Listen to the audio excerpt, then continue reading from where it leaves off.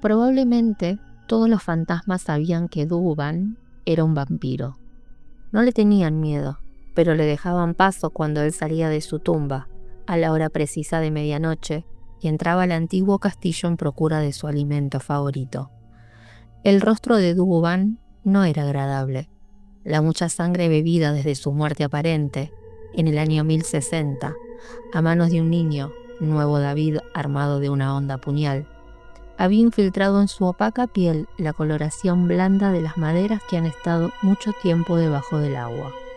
Lo único vivo, en esa cara, eran los ojos.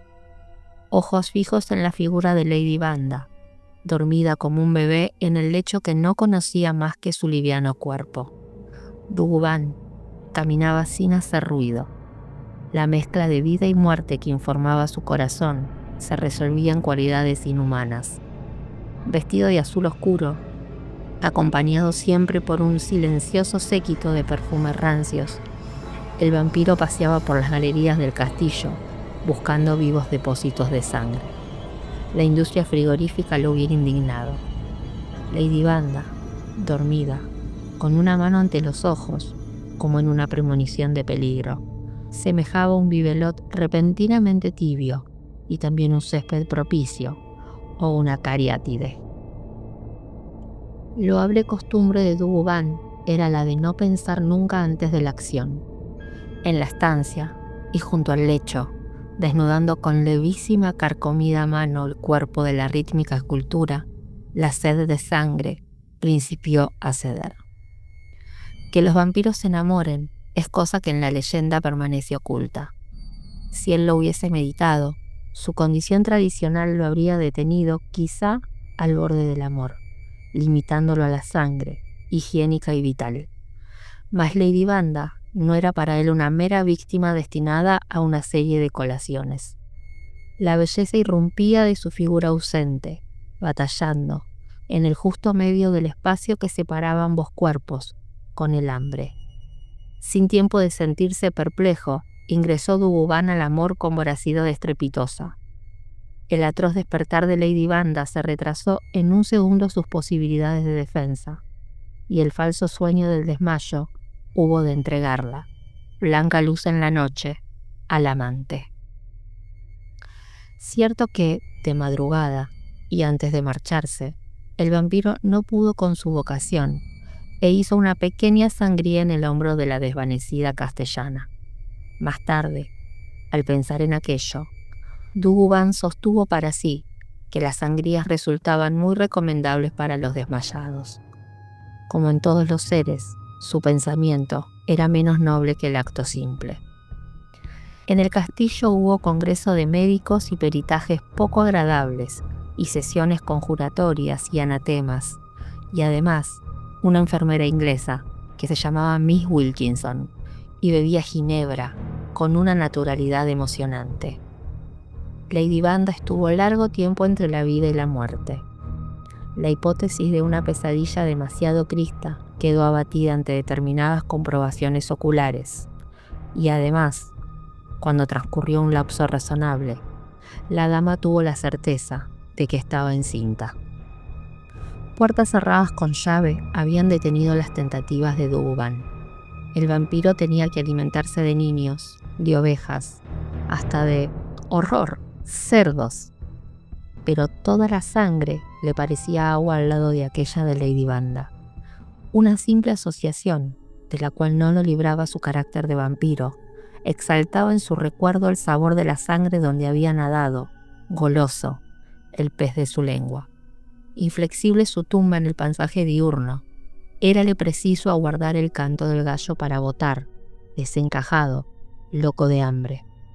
No había vuelto a ver a Lady Vanda, pero sus pasos los llevaban, una y otra vez, a la galería terminada en la redonda burla amarilla de la llave. Duguban estaba sensiblemente desmejorado. Pensaba a veces, horizontal y húmedo en su nicho de piedra, que quizá Lady Vanda fuera a tener un hijo de él. El amor recrudecía entonces más que el hambre. Soñaba su fiebre con violaciones de cerrojos, secuestros, con la erección de una nueva tumba matrimonial de amplia capacidad. El paludismo se ensañaba con él ahora. El hijo crecía, pausado, en Lady Banda. Una tarde oyó a Miss Wilkinson gritar a su señora. La encontró pálida, desolada. Se tocaba el vientre cubierto de raso. Decía: «Es como su padre, como su padre».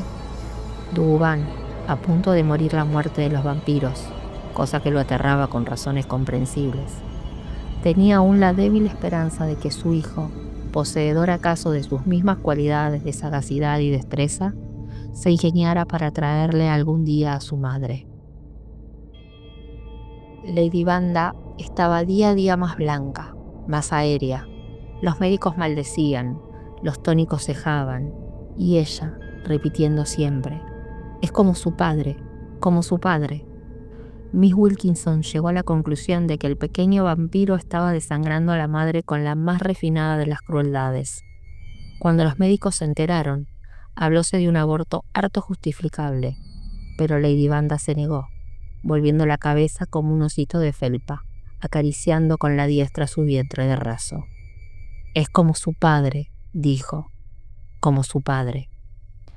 El hijo de Dugubán crecía rápidamente. No solo ocupaba la cavidad de la naturaleza le concediera, sino que invadía el resto del cuerpo de Lady Banda. Lady Banda apenas podía hablar ya, no le quedaba sangre. Si alguna tenía, estaba en el cuerpo de su hijo. Y cuando vino el día fijado por los recuerdos para el alumbramiento, los médicos se dijeron que aquel iba a ser un alumbramiento extraño. El número de 4 rodearon el lecho de la parturienta, aguardando que fuese la medianoche del 30º día del 9º mes del atentado de Dugubán. Miss Wilkinson, en la galería, vio acercarse una sombra. No gritó, porque estaba segura de que con ello no ganaría nada. Cierto que el rostro de Dugubán no era para provocar sonrisas. El color terroso de su cara se había transformado en un relieve uniforme y cárdeno. En vez de ojos, 2 grandes interrogaciones llorosas se balanceaban debajo del cabello apelmazado. «Es absolutamente mío», dijo el vampiro, con el lenguaje caprichoso de su secta, «y nadie puede interpolarse entre su esencia y mi cariño». Hablaba del hijo. Miss Wilkinson se calmó. Los médicos, reunidos en un ángulo del lecho, trataban de demostrarse unos a otros que no tenían miedo. Empezaban a admitir cambios en el cuerpo de Lady Banda. Su piel se había puesto repentinamente oscura, sus piernas se llenaban de relieves musculares, el vientre se aplanaba suavemente y con una naturalidad que parecía casi familiar, su sexo se transformaba en el contrario. El rostro no era ya el de Lady Banda, las manos no eran ya las de Lady Banda. Los médicos tenían un miedo atroz. Entonces, cuando dieron las 12, el cuerpo de quien había sido Lady Banda, y era ahora su hijo, se enderezó dulcemente en el lecho y tendió los brazos hacia la puerta abierta. Dugubán entró en el salón, pasó ante los médicos sin verlos y ciñó las manos de su hijo. Los dos, mirándose como si se conocieran desde siempre, salieron por la ventana. El lecho ligeramente arrugado, y los médicos balbuceando cosas en torno a él, contemplando sobre las mesas los instrumentos del oficio, la balanza para pesar al recién nacido, y Miss Wilkinson en la puerta, retorciéndose las manos y preguntando. El hijo del vampiro, de Julio Cortázar.